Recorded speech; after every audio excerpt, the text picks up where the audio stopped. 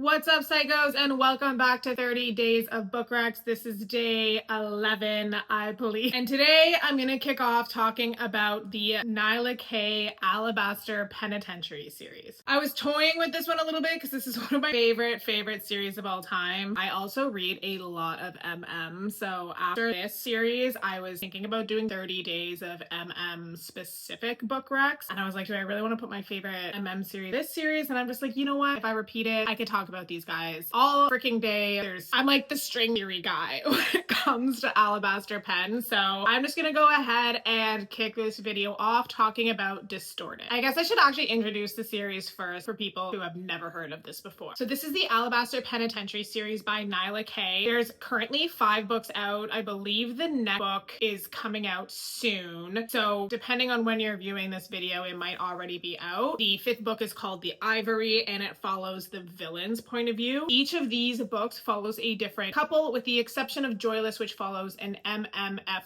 throuple. All of the other books are MM. And the series follows a bunch of prisoners and guards that live and are in captivity, basically, on this island. This prison is more like Guantanamo Bay than Rikers. It is where the government puts people that they want to disappear. They don't have the same rights that a normal inmate has. So that being said, I'm going to kick off talking about Distorted, which is book 1. So the really cool thing about this series is almost all of the books operate on overlapping timelines in some form. And it's not done to the point where you just keep seeing the same scenes over and over again from other characters' point of views and you get bored. It's more like when you see a scene again a second time from another character's point of view, it answers questions, and a lot of those questions were planted with book 1. This book is challenging to talk too much about without spoilers, so just bear with me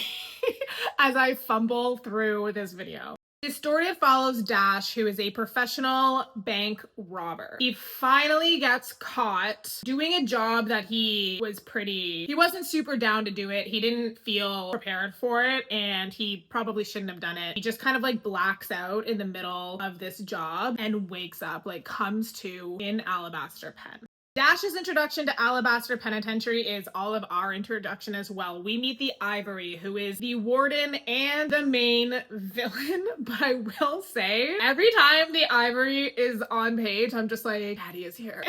He is such a good villain. He's disgusting. Like, disgusting is not the word. He's hot, but like in the way that a dark romance villain is hot. You hate to love him and you love to hate the freaking Ivory, and especially for Dash. Dash is, for a dark romance, Dash is obscenely adorable. He loves ice cream, and he has like little ice cream cones on his boxers, and he's really into cars, and he's just kind of like a cute dude. Like, he likes to wear bright colors in his hair, and one of the first things they do is shave his head, and you're just kind of like, poor Dash, he loved his pink hair. Through Dash, we meet the rest of the characters that are going to be our found family for the rest of the series, as well as the other romantic couples that we're going to end up following. Dash's cellmate is Luther, who is this computer genius, and he's in there because he accidentally hacked into the Pentagon at like 21, and the Pentagon didn't like that. Then there's Warren, who is a compulsive, manic, lying pyromaniac. He's freaking crazy. Then there's Byron, who is this martial arts prodigy. Felix Darcy, who is basically this world's equivalent of Jeffrey Dahmer. His book is book 3, and I was so excited for his frickin' book, and he's oddly cute too, but I'll talk more about him in his video. And then, of course, the guards, Rook, Vel, and Joy. Now, Luther, who's Dash's cellmate, is basically like, just keep quiet, keep your head down. It's shit here. Accept the fact that you're literally never leaving, and like, just don't rock the boat. Like, the rest of us are just trying to accept our sentences in peace. Don't be a troublemaker. Dash ends up being quite the freaking troublemaker. Like, he ends up going to solitary a lot. And the issue is, in solitary, there is a guard named Officer Kemper. Officer Kemper doesn't understand the meaning of the word no. And Officer Kemper seems to have developed a fixation with Dasha. There is a lot of non-con in this book, and it is so messed up in the sense that like the power dynamic, like, don't get me wrong, non-con is always messed up, but I'm just saying, like, this specifically, when you're like, how is this relationship going to ever end up working out with this huge imbalance in power dynamic once they get through all of like the Stockholm and everything? Like, I was reading this being like, how is this gonna work out? Like, how am I gonna forgive Officer Kemper? This is freaking crazy. And this is where I cannot say anymore, because the reason that we forgive Officer Kemper is fucking crazy. The twist in this, I had suspicions for what the twist is, but a lot of my friends were like, minds blown. They had no idea, and when it happened, they shook it. But again, without any spoilers, as you're reading this book, understand that the romance arc between Dasha and Kemper will end with this book, but there is an underlying plot through the entire series, and there's so many plot points of that series that are planted in this book that you will not get answers to until you read the rest of the series, and then it all starts coming together. And that is just my favorite type of shit. Like, I love being a book detective. Don't get me wrong, I freaking love romance. I love kicking my feet. I love reading messed up smut and being like, what the hell am I reading? But I love when all of that is combined into a really thrilling and engaging plot line. And there's like, look no further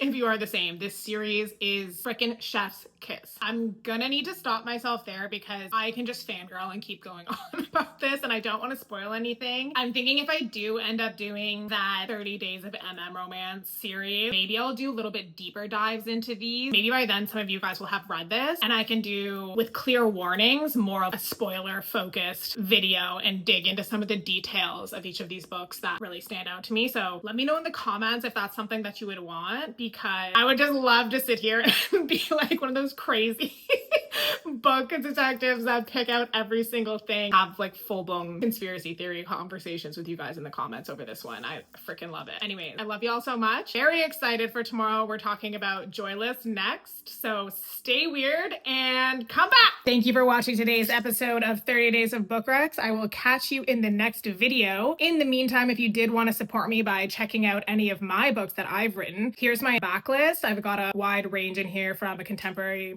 surf romance to some pitch black paranormal dark romances. Take your pick. All of my books are available on KU if you want to check them out. I also have videos detailing the content of each book if you want to check them out on my channel. But I totally understand if that's just not in the cards right now. You might be going like, Alex, in this freaking economy? Yeah, right. So if you don't have the means to financially support me by reading the books, that is obviously totally okay too. I am just glad that you are here. So any interaction that you can give me on this video goes a long way. So if you want to like, comment, or subscribe, really anything is appreciated. Just smash all of those buttons. Okay, thank you. I love you. I'll see you in the next video.